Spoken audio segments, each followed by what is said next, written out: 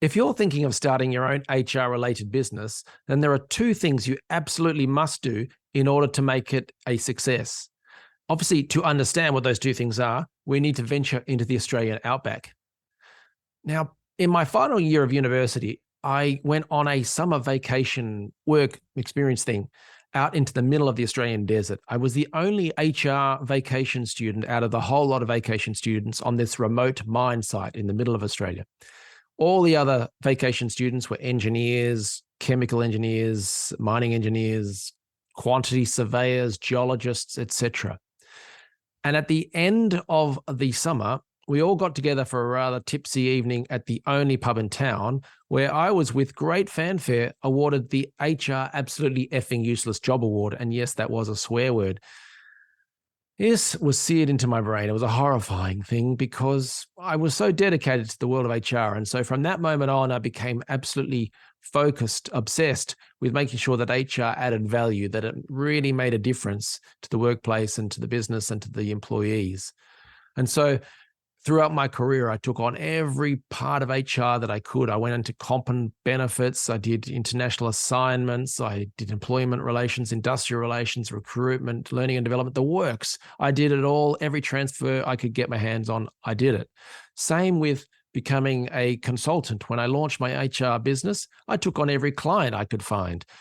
I helped a real estate agent sort out some of their payroll issues. I went to a few different government departments to help run employee engagement workshops and stuff like that.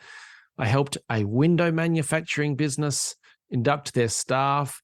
I helped contracts and HR policy stuff for training companies. It was a mishmash. There was no consistency. It was a bit of everything.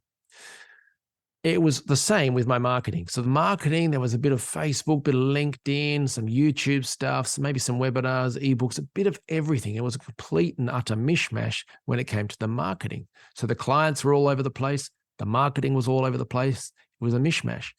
So this mishmash marketing meant that there was a lot of cognitive switching. Yeah, I was getting clients, but it meant that I did one thing and then I had to switch and do something else. And same with the marketing, I'd do one thing and then switch to another. It wasn't a nice, easy process to manage and to really make a success. And that was largely down to me being unclear on the who and the what. Who was I serving and what were the services that I was most focused on delivering? But then one day, something weird happened. I got a phone call out of the blue from the guy who presented me with that HR Effing Useless Job Award. His company was pitching or going in for a very large project for a global resources company. They were in the design, project planning, engineering space, and they needed an HR aspect covered off. And so we decided to co-bid for that project. Well, would you believe we won it? We got the project, big new client, cool project, got to do international travel, stay at fancy hotels with fancy swimming pools, great people, great pay, the works. It was wonderful. And then we won another similar project, and we won another similar project and other similar projects, always with good revenue, interesting people, interesting work, enjoyable situation, all that sort of stuff.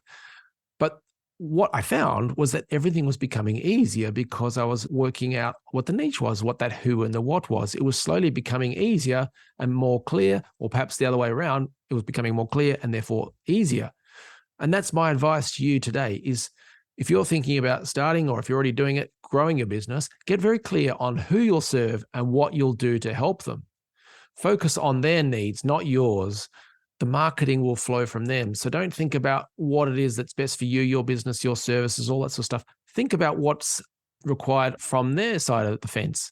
What potential problems would they need to deal with if they worked out on your services and so on, and make a program around that. Now, your who, for instance, could be around HR professionals. So look at these businesses. You've got the HR Gazette. They're providing news and ideas for HR leaders. You've got HR at Heart Consulting. So burnout and career frustration help for HR professionals. You've got Bloom providing a leadership accelerator for women in HR. You've got Alan Collins, legend of the game, providing career advice for HR professionals. Talent Sandbox, so they provide a learning platform for talent acquisition professionals to help them get better at their job for internal teams, for talent acquisition. So that could be your who. It could be the HR professionals, or your who could be specific types of organizations. So like Holt EF, providing corporate education for the blue chip national and international companies, or Human Source which helps charities and faith-based organizations, or Restaurant HR Group. You'll never guess who they help. Restaurants. High Ridge HR, so insurance and financial service companies. Govern HR, so companies with international HR operations, particularly around their HR risk and their governance. So that could be your who, could be the types of organizations that you help. Your who and what could come from the specific types of HR topics and challenges. Like EdLogix, they're amazing at sorting out workforce health literacy, so improving employee health and wellness. You've got Bento HR for the digital transformation side of things, or People Insight with their amazing insights and experience and so on for employee experience. You've got Cognitive Path, which is all around auditing HR, AI, the anti-bias stuff for companies using HR technology that incorporates AI. You've got Shola, who has a wonderful inclusive leadership and communication and diversity inclusion keynotes and programs. But that's all of those are examples of where the who and the what combined comes from the types of HR topics and challenges, the specific issues around that. The key is, though, when you're looking at how you deliver your services, always remember to look at your services from your client's perspective. So yeah, you may love what you do, but maybe the users, the client, don't.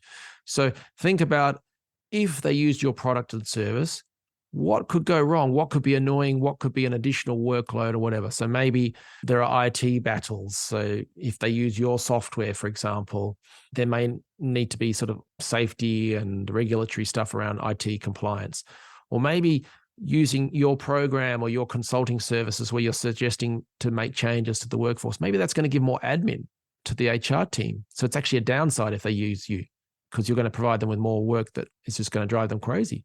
Maybe the CFO wants to see more proof on the ROI of what you're proposing or plan to do. Maybe there'll be extra staff training required, because if you're going to roll out some new software program or a new change management program, whatever it may be, you're going to have to work through the workforce, the employees, and actually give them training and support, let alone the managers, the line managers. So you always need to look at the downsides of what your HR service is and does, and then think, how can you counteract that, maybe adjust it, maybe add different components to what you do, because that will make you stand out for sure from all the other service providers or products that don't think about it from that perspective. If you get it all right, if you think about that who and the what and really ponder it and try and workshop it or make it really effective, you can create a business that's right for you. You can get great clients, high value projects, work-life balance, great reputation. You can build a team. There's plenty of businesses in the HR space that have started from one person, haven't expanded out, like the nonprofit HR team. I think there are about 130 staff now. You can get great projects. I've had so many of them. There's great money in the industry. Like, we're talking hundreds and hundreds of thousands of dollars for solo, even small businesses, let alone for bigger businesses. And you can make a real difference. You can actually improve workplaces, make people happier, more productive, etc., contribute to the wider economy. So whatever is more important for you, maybe it's work-life balance, revenue, reputation, whatever it may be, everyone's different. So it's cool whichever way you go, but you can certainly create a business that's shaped for you, your life, your ambitions, and what you want. You may even end up winning an absolutely effing awesome HR Business Award, and I hope you do. And if you do, make sure you come onto the A Better HR Business podcast to talk about it, because I see examples of this every week of people creating amazing businesses that really are absolutely awesome HR-related businesses. Now, if you want help with this, you think, yeah, I've got the capacity or the ability to make this an amazing business, and you want some help really making that happen in a predictable, enjoyable, sustainable way, then definitely check out the HR Business Accelerator. That's what we do. We help businesses like yours in the HR space to grow or to start and become even better and better. So check that out, the HR Business Accelerator. You'll find it on the Get More HR Clients website. So that's getmorehrclients.com/services. So check the show notes if you're on the go. I hope that helps. I hope to see you inside the HR Business Accelerator very soon.